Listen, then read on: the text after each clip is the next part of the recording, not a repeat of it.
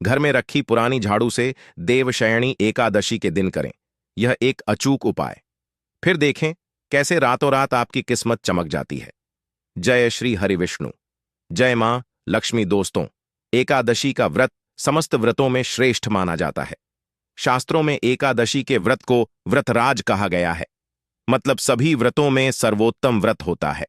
इस व्रत में भगवान श्री विष्णु, जो कि जगत के पालनहार है, उनके निमित्त यानी कि भगवान श्री विष्णु की कृपा पाने के लिए, उन्हें प्रसन्न करने के लिए व्रत धारण करके और विधि विधान से भगवान श्री विष्णु का पूजन किया जाता है। भगवान श्री हरि विष्णु को समर्पित होता है एकादशी का व्रत। और हर महीने में 2 बार एकादशी का व्रत आता है, एक शुक्ल पक्ष में, एक कृष्ण पक्ष में। बहुत से भक्त दोनों एकादशी का व्रत करते हैं, लेकिन कई भक्त सिर्फ एक ही एकादशी का व्रत धारण करते हैं। तो यह पूरी तरह से भक्तों की श्रद्धा पर निर्भर करता है कि वह किस एकादशी का व्रत धारण करना चाहते हैं।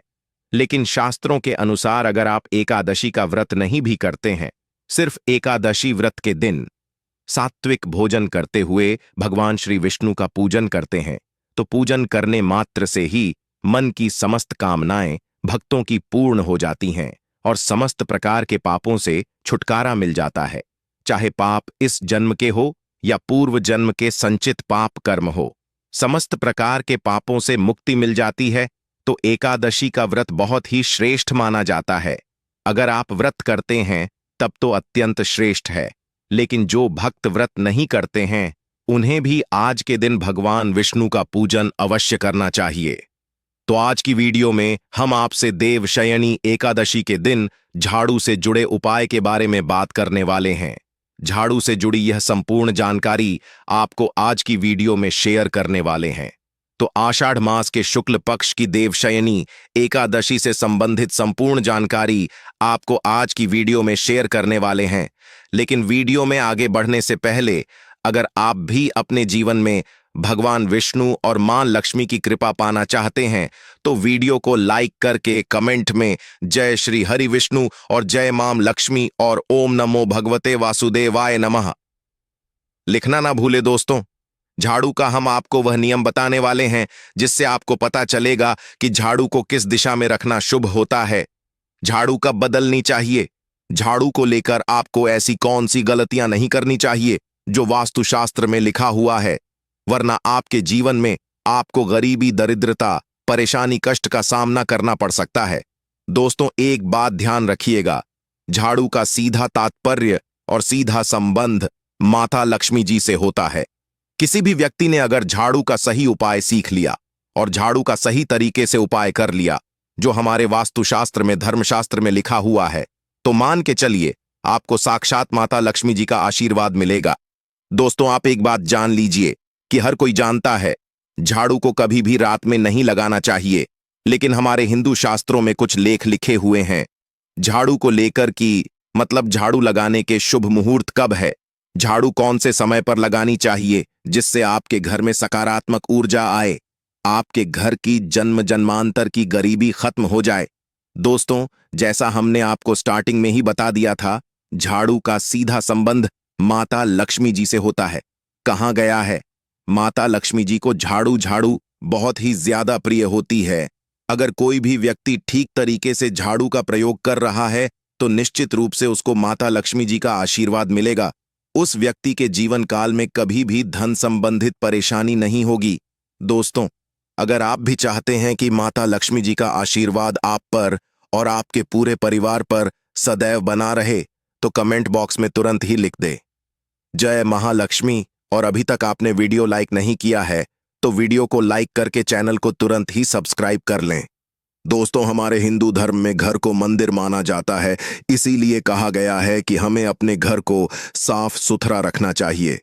शास्त्रों में बताया गया है कि अगर हम प्रतिदिन साफ सफाई करते हैं, तो हमारे घर पर माता लक्ष्मी जी वास करने आती है। अगर हमारे घर में रोज साफ सफाई हो रही है, तो हमारे घर में कभी भी गरीबी, दरिद्रता, परेशानी नहीं आएगी। वहीं दूसरी तरफ अगर हमारे घर में साफ सफाई नहीं होती है, हमारा घर गंदा पड़ा रहता है, तो हमारे घर में नकारात्मक ऊर्जा का वास हो जाता है। हमारे घर में गरीबी दरिद्रता आ जाती है और वास करने लगती है, जिससे हमारे घर की बरकत रुक जाती। दोस्तों, आज एक बात आप जान लीजिए। जब भी आप रात में सोने जाते हैं तो एक बात का ध्यान रखिएगा।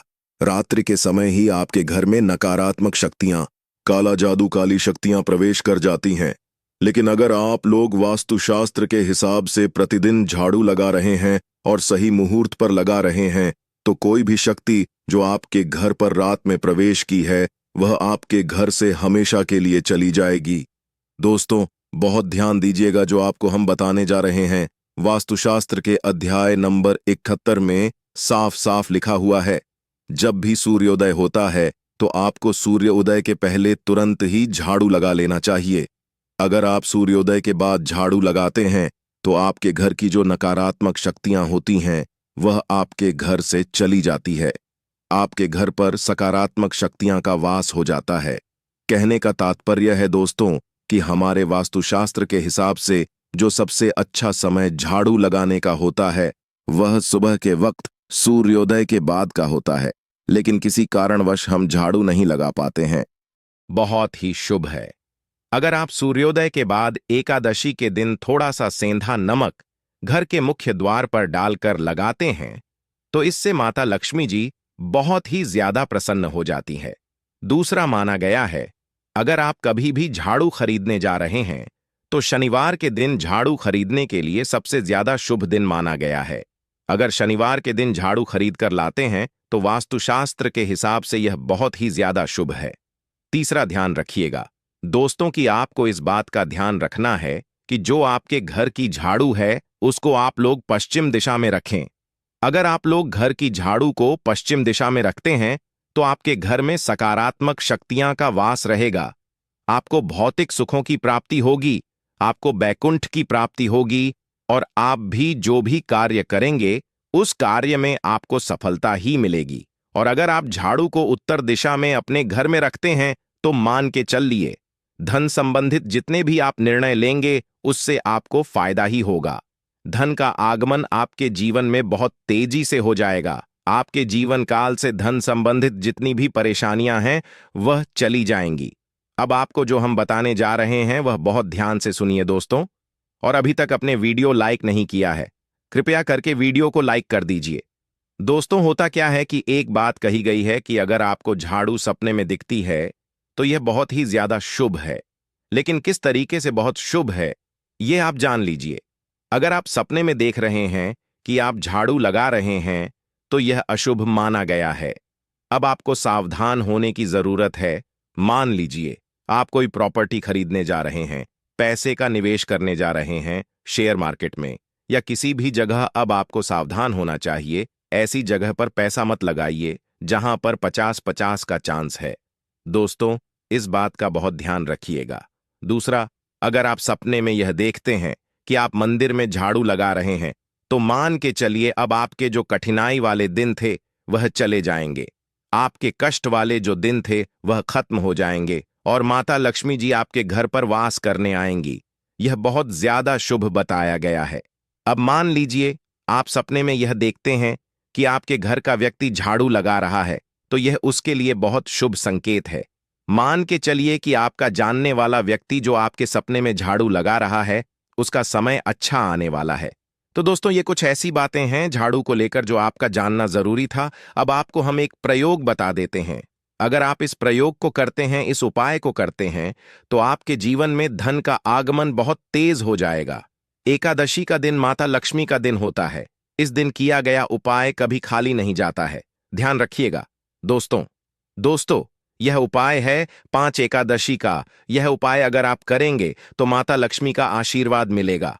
आपको करना यह है कि एक एकादशी को, मतलब पहले एकादशी से जब यह आप उपाय करने जा रहे हैं उससे पहले आप तामसिक भोजन खाना छोड़ दीजिएगा। तामसिक से मतलब है शराब, मदिरा, नॉनवेज, इन सब चीजों को बिल्कुल त्याग दीजिएगा, वरना आपकी यह पूजा संपन्न नहीं मानी जाएंगी। आपको माता लक्ष्मी का आशीर्वाद नहीं मिलेगा। आपको करना सिर्फ यह है कि 5 एकादशी आपको किसी भी झाड़ू के नीचे, जो घर की झाड़ू है उसके नीचे 2 लौंग दबा देनी है और 1 काली मिर्च दबा देनी। इसको पहले एकादशी के बाद दूसरी एकादशी को किसी भी लाल कपड़े में रख देना है। फिर ऐसे लगातार आप जितने भी एकादशी आप इलायची और यह लौंग दबा रहे हैं। ऐसा लगातार आप जितनी भी एकादशी आप इलायची और यह लौंग को दबाते जा रहे हैं, इसको लाल कपड़े में रख ले जाइए और इसको मोली धागे से बांध करके अपनी अलमारी में रख दीजिए। उसको वहीं पर पड़े रहने दीजिए और दिवाली के समय इसको निकाल करके किसी भी बहती नदी में बहा दीजिएगा। दोस्तों, दिवाली तक आपके पास पैसे आने के रास्ते बंद हो गए थे, वह खुल जाएंगे आपके जीवन में। आपको आकस्मिक की प्राप्ति होगी। दोस्तों, ये कुछ ऐसे उपाय हैं झाड़ू को लेकर के जो आपका जानना जरूरी था। हमने आपको एक एक उपाय बता दिया। तो आइए अब आपको सुनाते हैं मोहिनी एकादशी की व्रत कथा, जिसे सुनने मात्र से आपकी सभी मनोकामनाएं की पूर्ति होगी। एक बार की बात है, अर्जुन ने संयम और श्रद्धा से युक्त कथा को सुनकर श्री कृष्ण से कहा, हे मधुसूदन, वैशाख माह की शुक्ल पक्ष की एकादशी का क्या नाम है तथा उसके उपवास को करने का क्या विधान है? कृपा कर यह सब मुझे विस्तार पूर्वक बताइए। श्री कृष्ण ने कहा, हे अर्जुन, मैं एक पौराणिक कथा सुनाता हूं जिसे महर्षि वशिष्ठ जी ने श्री रामचंद्र जी से कहा था। उसे मैं तुमसे कहता हूं, ध्यानपूर्वक श्रवण करो। एक बार की बात है, श्री राम जी ने महर्षि वशिष्ठ से कहा, हे गुरु श्रेष्ठ, मैंने जनक नंदिनी सीता जी के वियोग में बहुत कष्ट भोगे हैं, अतः मेरे कष्टों का नाश किस प्रकार होगा? आप मुझे कोई ऐसा व्रत बताने की कृपा करें जिससे मेरे सभी पाप और कष्ट नष्ट हो जाए। महर्षि वशिष्ठ ने कहा, हे श्री राम, आपने बहुत उत्तम प्रश्न किया है। आपकी बुद्धि अत्यंत कुशाग्र और पवित्र है। आपके नाम के स्मरण मात्र से ही मनुष्य पवित्र हो जाता है।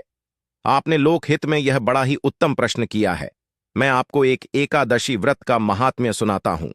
वैशाख माह के शुक्ल पक्ष की एकादशी का नाम मोहिनी एकादशी है।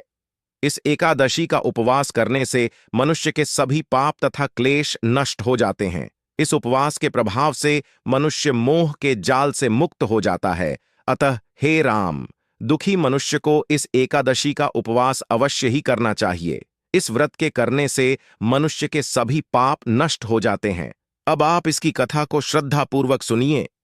प्राचीन समय में सरस्वती नदी के किनारे भद्रावती नाम की नगरी बसी हुई थी। उस री में द्युतिमान नामक राजा राज्य करता था। उसी नगरी में एक वैश्य रहता था जो धन धान्य से पूर्ण था। उसका नाम धनपाल था। वह अत्यंत धर्मात्मा तथा नारायण भक्त था। उसने नगर में अनेक भोजनालय, प्याऊ कुएं, तालाब, धर्मशालाएं आदि बनवाए। सड़कों के किनारे आम, जामुन, नीम आदि के वृक्ष लगवाए, जिससे पथिकोंडा खेलने में व्यतीत करता था। वह बड़ा ही अधम था और देवता, पितृ आदि किसी को भी नहीं मानता था। अपने पिता का अधिकांश धन वह बुरे व्यसनों में ही उड़ाया करता था। मद्यपान तथा मांस का भक्षण करना उसका नित्य कर्म था। जब काफी समझाने बुझाने पर भी वह सीधे रास्ते पर नहीं आया, तो दुखी होकर उसके पिता, भाइयों तथा कुटुंबों ने उसे घर से निकाल दिया और उसकी निंदा करने लगे। घर से निकलने के बाद वह अपने आभूषणों तथा वस्त्रों को बेच बेचकर अपना गुजारा करने लगा। धन नष्ट हो जाने पर वेश्याओं तथा उसके दुष्ट साथियों ने भी उसका साथ छोड़ दिया। जब वह भूख प्यास से व्यथित हो गया तो उसने चोरी करने का विचार किया और रात्रि में चोरी करके अपना पेट पालने लगा। लेकिन एक दिन वह पकड़ा गया, किंतु सिपाहियों ने वैश्य का पुत्र जानकर छोड़ दिया। जब वह दूसरी बार पुनः पकड़ा गया, तब सिपाहियों ने भी उसका कोई लिहाज नहीं किया और राजा के सामने प्रस्तुत करके उसे सारी बात बताई। तब राजा ने उसे कारागार में ढलवा दिया। कारागार में राजा के आदेश से उसे बहुत कष्ट दिए गए और अंत में उसे नगर छोड़ने के लिए कहा गया। दुखी होकर उसे नगर छोड़ना पड़ा। अब वह जंगल में पशु पक्षियों को मारकर पेट भरने लगा। फिर बहेलियां बन गया और धनुष बाण से जंगल के निरीह जीवों को मार मार कर खाने और बेचने लगा। एक बार वह भूख और प्यास से व्याकुल होकर भोजन की खोज में निकला और कठिन मुनि के आश्रम में जा पहुंचा। इन दिनों वैशाख का महीना था। कठिन मुनि गंगा स्नान करके आए थे। उनके भीगे वस्त्रों की छींट मात्र से इस पापी को कुछ सद्बुद्धि प्राप्त हुई। वह अधम रश के पास जाकर हाथ जोड़कर कहने लगा, हे महात्मा, मैंने अपने जीवन में अनेक पाप किए हैं। कृपा कर आप उन पापों से छूटने का कोई साधारण और बिना धन का उपाय बतलाइए। आशी ने कहा, तू ध्यान देकर सुन। आषाढ़ माह के कृष्ण पक्ष की एकादशी का व्रत कर। इस एकादशी का नाम योगिनी एकादशी है। इसका उपवास करने से तेरे सभी पाप नष्ट हो जाएंगे। ऋषि के वचनों को सुन वह बहुत प्रसन्न हुआ और उनकी बतलाई हुई विधि के अनुसार उसने योगिनी एकादशी का व्रत किया। हे श्री राम, इस व्रत के प्रभाव से उसके सभी पाप नष्ट हो गए और अंत में वह गरुड़ पर सवार हो विष्णु लोक को गया। संसार में इस व्रत से उत्तम दूसरा कोई व्रत नहीं है।